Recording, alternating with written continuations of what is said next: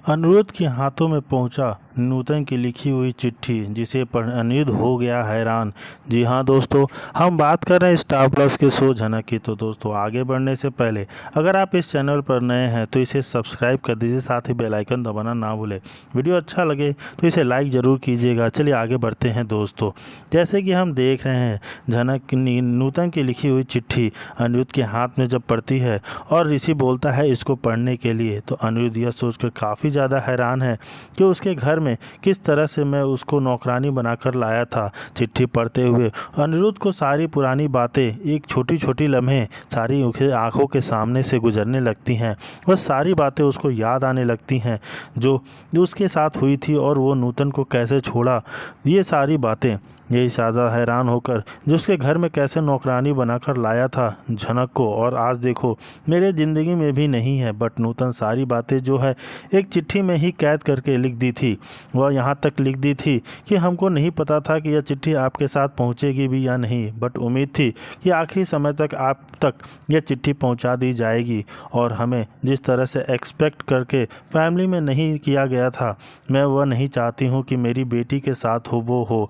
और जिसमें जिस तरह से सारी बातें होती हैं वो आखिरी पल भी लिख देती है कि जब हमारे गांव में लड़ाई झगड़ा होता था तो पराशर और आपसे जो हमारी बातचीत होती थी, हर समय मुलाकात हो जाती थी लड़ाई झगड़ा में भी, लेकिन जो अनिरुद्ध वो सारी चीज़ें पर करना सिर्फ आंखों के आंसू बहा कर रह जाता है।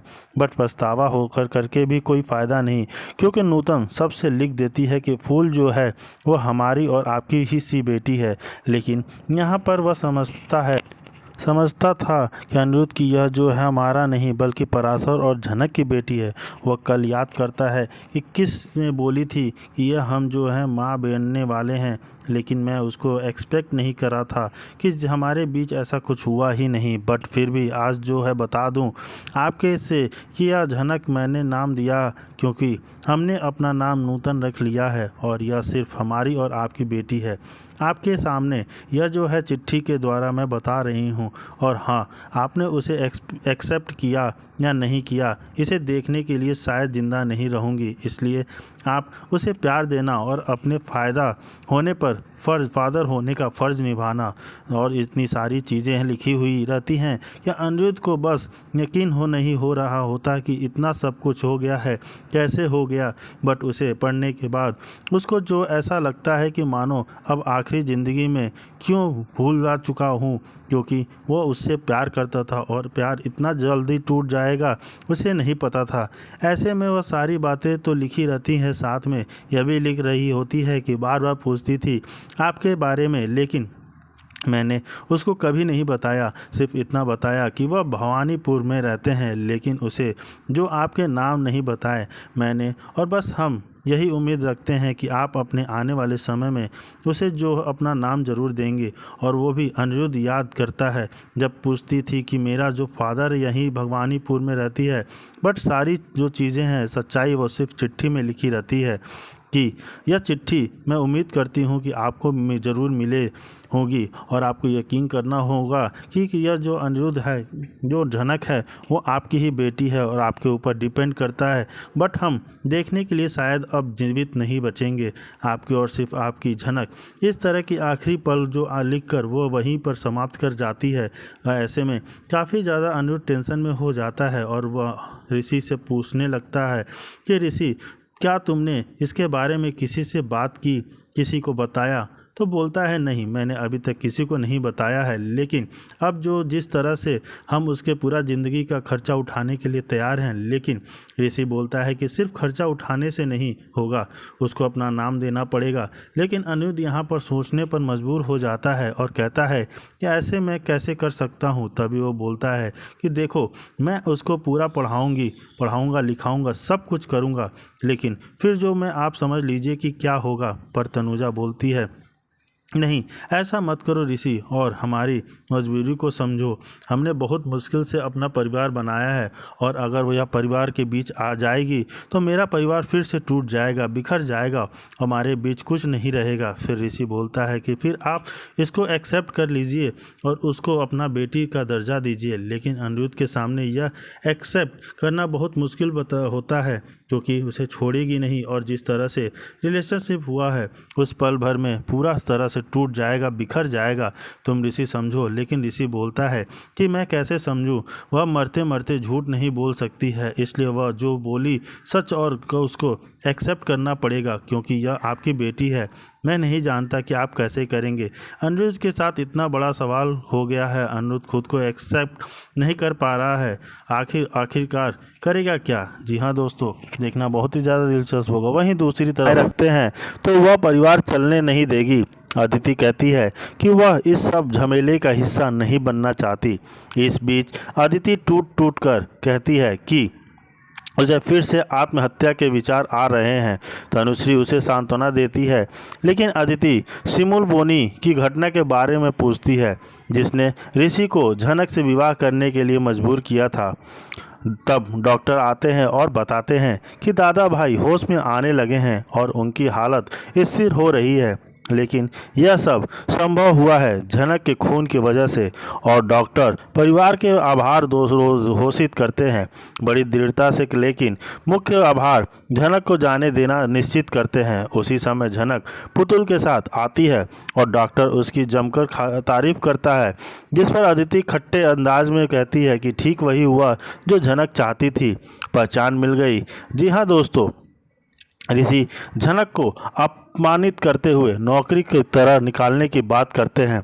तो सिर्फ खून देने के कारण यहाँ नहीं रुक सकती। अनिरुद्ध बीच में आता है और सवाल करता है कि कैसे वे इस लड़की को निकाल सकते हैं जिसने दादा भाई की जान बचाई। लेकिन ऋषि अपनी ही लाइन पर कायम रहता है। अदिति का हाथ पकड़कर झनक को बाहर भेजने का निर्देश देता है। झनक चुपके से कहती है कि वह बेवजह अपमानित हो रही है। बाद में ऋषि, अदिति और इंदुमती दादा भाई के कमरे में जाते हैं। अदिति उन्हें कोसती है कि सिमुल बोनी जाने की वजह से दादा भाई इस हालत में है, लेकिन दादा भाई झनक का नाम लेकर उसे मिलने की जिद करते हैं। अदिति संकेत देती है कि झनक का आना सिर्फ ड्रामा है, फिर भी दादा भाई बार बार झनक का नाम लेते हैं जिससे ऋषि अंदर से परेशान हो जाता है। बाहर तब कितनी भावनात्मक माहौल बनता है। तनुश्री याद दिलाती है कि ऋषि केवल मजबूरी में शादी के बंधन में बंधा था और वह झनक छोड़कर अदिति के साथ शादी करेगा। झनक शांति से कहती है कि जब दादा भाई ठीक हो जाएंगे और घर वापस लौटेंगे तभी वह गांव लौट जाएगी। अभिमन्यु नाखुश होकर कहता है कि अगर झनक नहीं मानेगी तो उसे पुलिस को बुलवा दें। झनक हैरान होती है और सवाल करती है कि ऐसी हालत में यह धमकी कैसे दी जा सकती है। अंत में एक नर्स आती है और बताती है कि दादा भाई लगातार झनक का नाम लेते रहे हैं, उसे देखना चाहते हैं। अदिति कटाक्ष करती है कि अब दादा भाई के लिए झनक ही सबसे महत्वपूर्ण बन गई है, अपनी ही पत्नी से ऊपर। एपिसोड का प्रीकम में कहा गया है झनक का एक्सीडेंट हो जाता है और वह अस्पताल में पहुंच जाती है। ऋषि वहां पहुंचता है लेकिन आत्मा नहीं कहीं बेचैन है क्योंकि जब वह सोचता है कि उसे अदिति का साथ रहना चाहिए तो झनक उसकी सोच में कितना घुल चुकी है। जी हाँ दोस्तों, झनक के एक्सीडेंट का सुनते ही मैं यहाँ पे दौड़ा चला आया, लेकिन वो कहता है कि नहीं, मुझे तो अदिति से शादी करनी है, मेरी अदिति से मोहब्बत करता हूँ। यह सब देख के सोच के वो थोड़ा परेशान होता है। वहीं दूसरी तरफ अदिति सोचती है कि झनक इन सब के साथ कैसे घुल मिल गई है कि जैसे अब झनक ही दादा भाई के लिए सब कुछ हो चुकी है, अपने पति से भी ऊपर। जैसे कि हम देख रहे हैं कि एपिसोड की शुरुआत में जहाँ झनक अचानक किसी दुर्घटना का शिकार हो जाती है, यह अचानक हादसा घर और पारिवारिक माहौल में क्षण भर में असमंजस, चिंता और भय का माहौल बना देता है। इससे संकेत मिलता है कि आदित्य, जो अब कहानी में महत्वपूर्ण किरदार है, अपनी भावनाओं पर नियंत्रण खोते हुए झनक के लिए प्रेम या गहरी चिंता महसूस कर रहे हैं। यह भावनात्मक मोड़ पारिवारिक कथानक में प्रेम त्रिकोण या इमोट मोन सपोर्ट की दृष्टि से मजबूत करता है। दुर्घटना के तुरंत बाद पारिवारिक सदस्य खासकर आदित्य झनक की सहायता के लिए सामने आते हैं।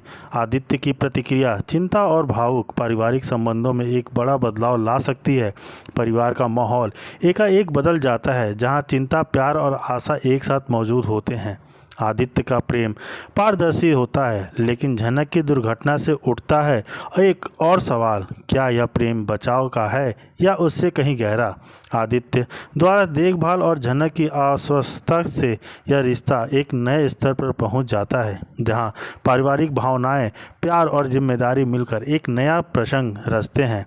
वहीं दूसरी तरफ दुर्घटना के प्रभाव से अगले एपिसोड में आदित्य झनक के रिश्ते में गहराई आ सकती है। आदित्य या अन्य सदस्य, विशेषकर जो झनक से जलते आए हैं, उनकी प्रतिक्रिया और जैविक प्रतिक्रिया कथा में नया तनाव मोड़ ला सकती है। झनक की हालत और आदित्य की भावनात्मक प्रतिक्रिया भविष्य की कथाकथ को मजबूत करेगी। जी हाँ दोस्तों, ऋषि की माँ उसे समझाती है कि बेटा, ब्लड देने से कुछ नहीं हो जाता, लेकिन आदित्य को ऐसा लगता है कि वह ब्लड देकर हक जता रही है। कल के पूरा हक जताएगी, हम कुछ नहीं कर पाएंगे, हाथ पर हाथ रखे रह जाएंगे। तभी अनिरुद्ध वहां आज समझने की कोशिश करता है और कहता है कि अदिति, ऐसा नहीं होता है बेटा, आप समझने की कोशिश कीजिए। इनकी जो है ज़बरदस्ती शादी कराई गई थी। लेकिन अदिति गुस्सा करती है कि आप अगर फूल को इतना ही प्यार करते हो तो उसको अपने घर पे ले जाकर रखिए, बेटी बना के रखिए। आप उसे क्यों बेटी बनाकर रखे हुए हैं। उल्टा लड़ना शुरू कर देती है, लेकिन अनिरुद्ध उसे अच्छी तरह समझाता है। फिर उसके बाद जो होता है